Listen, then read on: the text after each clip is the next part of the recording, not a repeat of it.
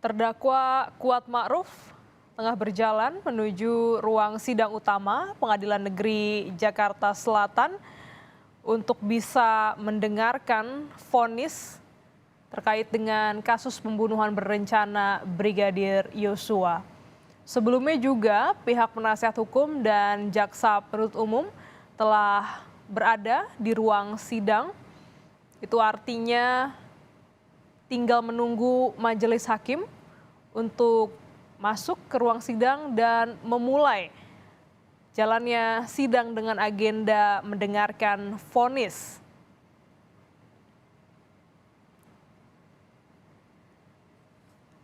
Hari ini tidak hanya Kuat Ma'ruf tapi juga terdakwa Ricky Rizal juga akan mendengarkan vonis yang dibacakan oleh majelis hakim pada hari ini.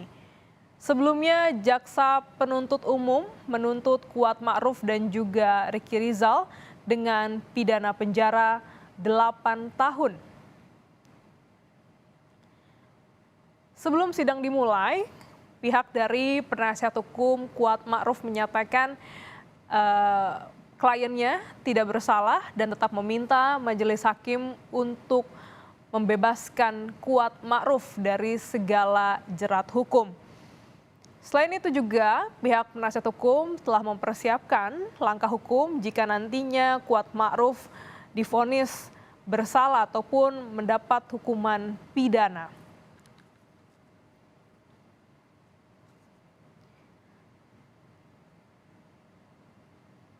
Kuat Ma'ruf dan Ricky Rizal diduga terlibat dan juga mengetahui rencana pembunuhan Brigadir Yosua yang dilakukan oleh Ferdy Sambo. Saudara, kuasa hukum Kuat Ma'ruf berharap kliennya divonis bebas oleh hakim dalam sidang hari ini. Kuasa hukum Kuat Ma'ruf, Irwan Iriawan, menyebut kliennya sama sekali tidak tahu tentang rencana pembunuhan Brigadir Yosua Huta Barat. Ya bebas, kami dari awal sampaikan dari pledoi kami bisa gambarkan bahwa Kuat ini harusnya bebas karena dia tidak tahu menahu sama sekali.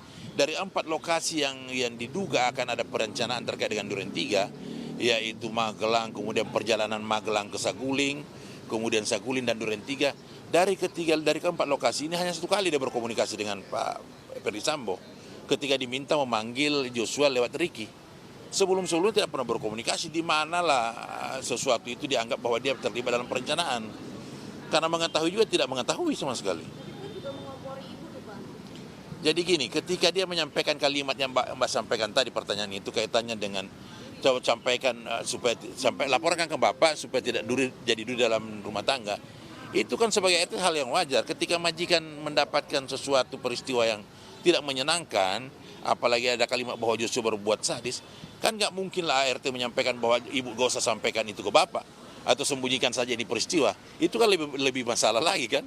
Itu hal yang tidak wajar ketika ada peristiwa di majikan yang menurut dia ini hal yang perlu disampaikan ke Pak Ferdy, kemudian diminta disembunyikan. Itu hal yang tidak wajar, lebih tidak wajar lagi. Makanya kalimat jangan sampai di rumah tangga adalah kalimat yang pantas disampaikan oleh Kuat kepada ibu supaya melaporkan ke Ferdy Sambo sebagai suami. Nah, hal seperti itulah saya menurut dari kacamata kami kan gitu. Ya. Keyakinan penasihat hukum melihat kemarin Ya. hakim kan naikin ponisnya. Keyakinan penasihat hukum akan seperti apa? Jadi kami juga sudah menyampaikan bahwa dari beberapa peristiwa persidangan yang ada kemarin, kami sudah melaporkan, menyampaikan juga sikap majelis hakim ketika itu kaitannya dengan disampaikan bahwa klien kami buta tuli, itu kan kami sudah proseskan. Artinya hakim ini kan dalam memimpin persidangan sudah menunjukkan sikap bahwa terdakwa ini orang yang bersalah. Nah itu kan dalam hukum acara kan tidak dimungkinkan kode etik ketika hakim memimpin persidangan. Nah sehingga hal-hal seperti ini saya kira kami juga tidak akan terkaget-kaget dengan putusan hari ini. Karena sudah bisa diduga bahwa Pak Ferdy kemudian Ibu PC kemarin dalam putusannya itu di atas dari tuntutan jaksa, saya kira potensi kaitannya dengan putusan Kuat Ma'ruf bisa seperti itu juga. Tetapi kami jelaskan bahwa ini bukan akhir dari segalanya perjuangan kami menempatkan klien kami sebagai orang yang tidak bersalah, masih ada proses banding, proses kasasi dan seterusnya. Nah, upaya itu pasti kami lalui. Jangankan di atas itu, di atas 8 tahun yang akan diponiskan kepada Kuat Hakim, sehari pun kami akan melakukan banding. Sehari pun ketika Kuat Hakim ditempatkan sebagai orang yang bertanggung jawab dan dihukum, kami akan melakukan banding untuk itu. Jadi langkah banding sudah diniatkan sejak awal. Sudah kami pastikan bahwa ketika Kuat ini dihukum, jangankan di atas dari tuntutan, sehari pun kami tegaskan kembali, kami akan melakukan upaya banding untuk mencari kebenaran.